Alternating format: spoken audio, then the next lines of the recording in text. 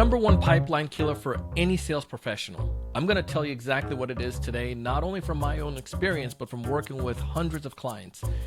And I think you're going to realize how simple it is to fix. Check it out. Hey, everyone. Welcome to another great episode of the Sales Evangelist Podcast. I'm your host, Donald C. Kelly, the Sales Evangelist. And I'm so excited for another great episode. I'm so excited to be here with you today. And on this episode, we're going to talk about something that many of you are probably experiencing right now, going into Q4, where you're just a little bit frustrated, realizing that the pipeline is not where you need it to be to end out the year. If this is your first time listening to the podcast, I'm going to tell you that this show is designed to help you, one, build pipeline, and two, help you to be able to accelerate deals through the pipeline a lot quicker, whether it's myself or the guests we bring on a podcast. And today, we're going to talk about something personally that's impacted me as a seller, impacted me as a business owner, also impact our clients. It's impacting you. I know it. And it comes down to pipeline. Now, here's what I would like for you to do. If you have not done so already, go ahead and subscribe to the show and also tell somebody else about it so they can benefit from it. You can also connect with me on LinkedIn. I would love to connect with you there. You can find me, Donald C. Kelly. You can follow, but I'd highly recommend you go ahead and just send me a personalized connection request. Just hit that connect button to the side, the three dots, and then hit connect and send me, hey, Donald, loving the show. I like talking to people. It's good. So here's what I'll tell you. The number one pipeline killer oftentimes that I see is a simple fact. Prospecting stopped. I know you're probably looking for some kind of really amazing philosophical thing, but before you get off the podcast, before you stop, but listen to me here. The number one is just that we don't continue to do prospecting. And I'm going to give you some ways that you need to do. I'm going to tell you a story, and I want you to come back on this. I remember I've seen this with many different clients, but in particular with myself, I remember one time when I was out there prospecting, doing everything that I needed to do to grow the business. I was reaching out to people. I was sending out sending emails and follow up, and you're doing everything that you're supposed to just keep building that pipe. But then what happened was, my pipeline got to a point where it was great. We had a lot of great deals, and then I was taking care of those things. And all of a sudden, those money started to come from that, and it was great until it wasn't. Because then what started to happen, because my sales cycle, and typically your sales cycle, probably that 3-month period, but because I eased off my prospecting game, what I saw that is there's a dip. When those deals came through and they were closed, your management's going to be like, what else you got for me, man? What else do you got? And then when you go look at the pipeline, you realize there's nothing that's baked. So the thing that you need to be aware of is that you always need to be prospecting, more so than always be closing. I hate that term anyways. Will always be closing. It's so dumb. You always be prospecting, and I'm a big believer of that. When you do that, and when you do prospecting, and if you want to learn how to close deals faster, check out our program. We have a program that you might benefit from. It's called our Sales Mastermind. You can find information by going to thesalesevangelist.com/mastermind.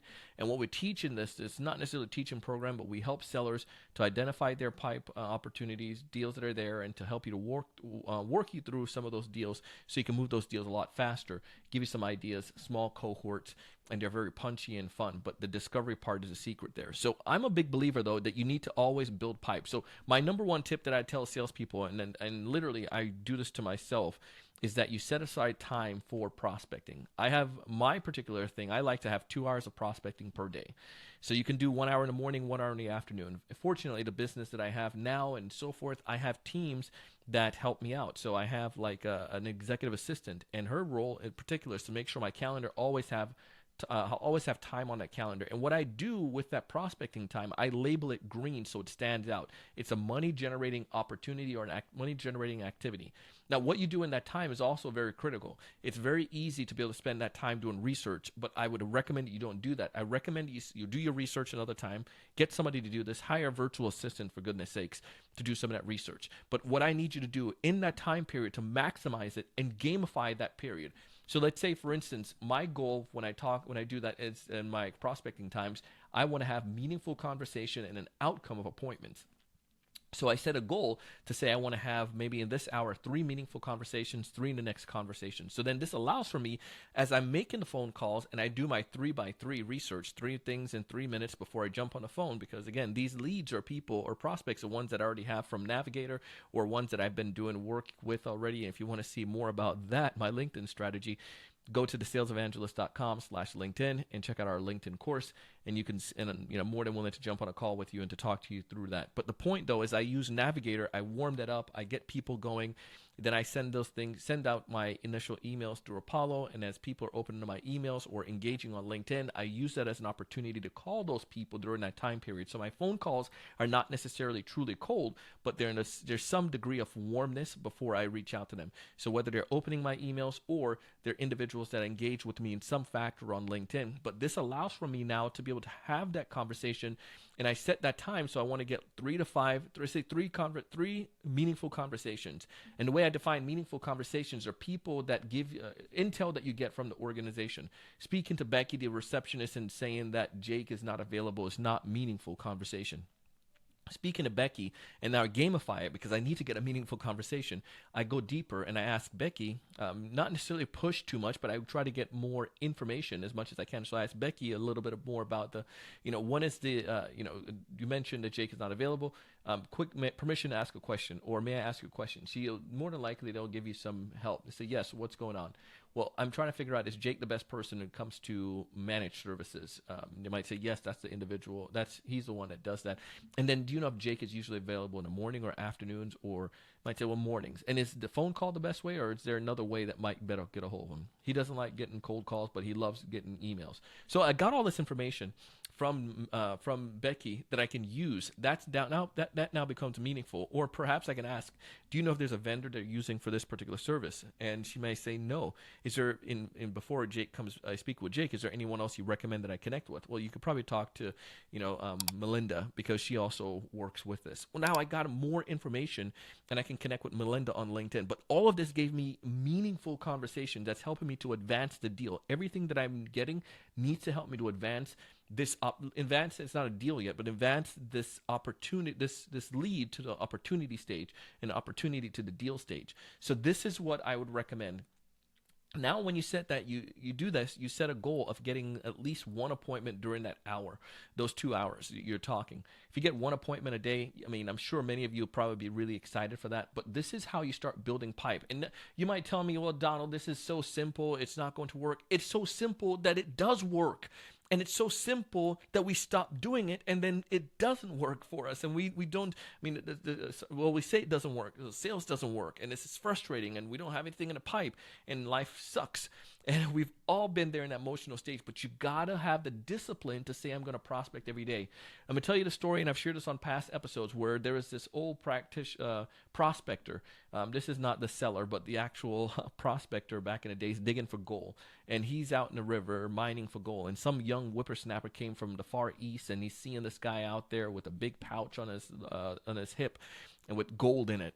And the young whippersnapper's like, man, I want to get gold like you. And he's looking out to get this big nuggets and these big rocks and so forth. And the old prospector, old-timer's out there sifting through the water and just picking up stuff. A lot of dirt and sediment. And then the young prospector is like, he's like saying, trying to figure out where the big rocks are. Old prospector is like, he opened up his bag and showed them, and it's tons of flakes. Just tons of flakes, because what he's been doing, he sifts through the sand, he picks up the gold flakes, and he put them in there. That's how he continued to have that growth. So the concept is consistency with your outreach. You just can't stop. Say it with me. I just can't stop prospecting. One more time. I don't care if you're driving by yourself or with people in the car. Just say it. I just can't stop prospecting. So set the time apart to prospect. And we have tons of episodes on how to do prospecting in different ways, whether that's LinkedIn, whether that's using a phone, whether that's email. We have great content. You can go back in and you can see some of those pieces. But the key, though, I need you during that time period to prospect. And you may do more than 2 hours. As a business owner running 2 organizations, I got to make sure I do some of those other business stuff, right? I got to meet with people. I got to meet with clients. I got to do, execute some of the trainings and so forth. But setting apart that time for prospect, it becomes gold, literally, for me. And that's my tip to you, how you can do that. So number one, right now, here's what I'd like for you to do. I want you to open up your calendar. I want you to identify, starting today, if you don't have 2 hours today, identify at least an hour. If you can't find that, identify 30 minutes. Cut something out, but get that time. But tomorrow and the day after, I want you to start booking 2 hours of prospecting at least on your calendar. Always be prospecting. Bring opportunities into the pipeline. And when you do this, you start to 3x your pipeline with legitimate opportunities. You may even go up to 4 and 5x in a pipeline. But you always want to have more than you think you need, because that allows for you to be able to advance deals, and things are going to happen that's going to fall, the bottom's going to fall out. I've been in those situations where I remember I had a deal in my pipe, and it was like around, I was counting on this thing to come through for the end of the month or quarter, whatever it was. But it was like, it was significant. I think for the business was like around 30 to 40 K. And I was really looking forward to this. And I did all the things that I knew that I was supposed to do. And I did everything right. I met with the right people. And I had folks there. But then the deal fell through. Turns out I thought I met with everybody, and I thought it was ironclad, but I had a dark night that wasn't convinced, and that kiboshed the deal. It was one of those deals that I was waiting on to be able to help that pipe, and I didn't have enough in the pipeline. And I had to learn that the hard way, that you always need to have more opportunities than you need, and you always need to prospect every single day. Whether you prospect today and you don't get the appointment, you're getting meaningful conversations. Getting in that 2-hour period, 5 to 6 meaningful conversations, that's money. You may use that for tomorrow to use some of that intel that can help you to land the appointment. But we always got to keep moving forward. And in some ways, this is a numbers game. Obviously, my soccer coach used to always tell us in high school, the more shots you take on goal, the higher chances you have of scoring. I know, novel idea, right? But Coach Ruth was totally right. More shots on goal, higher chance you have of scoring. And that's what I need you to do. So my number one tip to help you to build pipeline is just to do that, to prospect and build pipe. It's the number one deal killer when you stop prospecting. I absolutely promise you, I've learned the hard way, and I don't want you to learn from me. I don't want you to go through it the hard way. Learn from me, so I should say. I don't want you to go back through and experience that. But I'd love to hear from you. How much time do you set apart for prospecting? Send me a message on LinkedIn, Donald C. Kelly. Donald C. Kelly, just tell me, or send me an email. You can email donald@thesalesevangelist.com, donald@thesalesevangelist.com, or info@thesalesevangelist.com. The team will get that and send it back to me. Just simply say, I prospect X amount of hours. You can put that in the subject line and just send a little message. But I can't wait to connect with you. I want to engage with you. I want to hear about what you're doing. And if you have particular challenges that you need help with, feel free to go ahead and send me a message. I'm here to help you out. I look forward to guiding and to give you some more tips. This podcast is designed, as we just said, we want to help you to build pipe. We want you to help you to close pipe and accelerate those deals faster. Check out our programs to get more details. Raise your level of thinking. Go out and do big things. See you on the next one.